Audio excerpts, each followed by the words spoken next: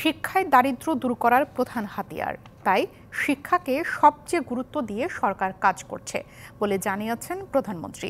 তিনি আরও বলেন, বাংলাদেশ একদিন চাঁদে যাবে, এজন্য শিক্ষার্থীদের বিজ্ঞান এবং প্রযুক্তি ভিত্তিক শিক্ষায় দক্ষ করে গড়ে তুলতে হবে। এ লক্ষ্যে প্রাথমিক পর্যায়ে প্রতিটি স্কুলে কম্পিউটার ল্যাব করে দেওয়ার কথাও জানান সরকার প্রধান। ওসমানী স্মৃতি মিলনায়তনে শিশু বান্ধব প্রাথমিক শিক্ষা স্মার্ট বাংলাদেশের দীক্ষা প্রতিপাদ্যে জাতীয় প্রাথমিক শিক্ষা সপ্তাহ উদ্বোধন করেন প্রধানমন্ত্রী। 3 ক্ষেত্রে 18 ক্যাটাগরিতে 126 ব্যক্তি প্রতিষ্ঠানকে প্রাথমিক শিক্ষা পদক 2023 তুলে দেন সরকার প্রধান। শিক্ষায় তার সরকারের গুরুত্ব তুলে ধরে সরকার প্রধান প্রাথমিক পর্যায়ে প্রতিটি স্কুলে কম্পিউটার ল্যাব প্রতিষ্ঠার ঘোষণা দেন। আমাদের লক্ষ্য আছে যে প্রতিটি স্কুলে আমরা কম্পিউটার ল্যাব করে দেব।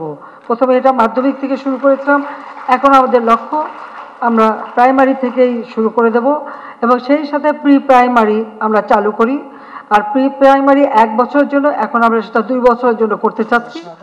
আজকে শিশু নেতৃত্ব দেবে আগামীর স্মার্ট বাংলাদেশের, তাই প্রতিটি শিশু যেন মানবিক গুণাবলী নিয়ে বেড়ে ওঠে, তাদের সুপ্ত প্রতিভা যেন বিকশিত হয়, সেদিকে গুরুত্ব দেন বঙ্গবন্ধু কন্যা।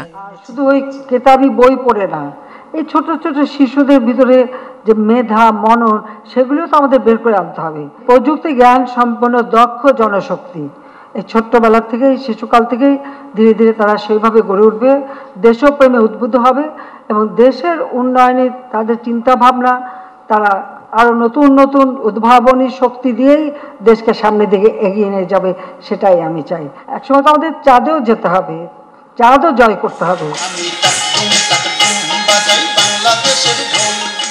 এরপর শিশুদের পরিবেশনায় সাংস্কৃতিক অনুষ্ঠান উপভোগ করেন প্রধানমন্ত্রী শেখ হাসিনা।